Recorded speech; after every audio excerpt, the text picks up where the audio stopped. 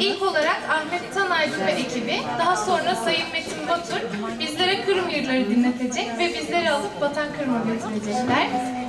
İlk olarak sizleri Sayın Ahmet Tanaydın ve ekibine tanıtmak istiyorum. Kemanda Ahmet Tanaydın,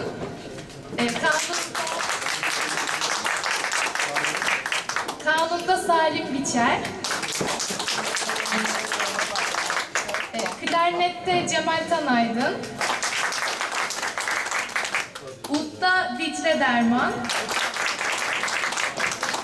akordiyonda Hasan Deneç, ritim sazda Erdinç Şen ve solistimiz Neslihan Tanaydın.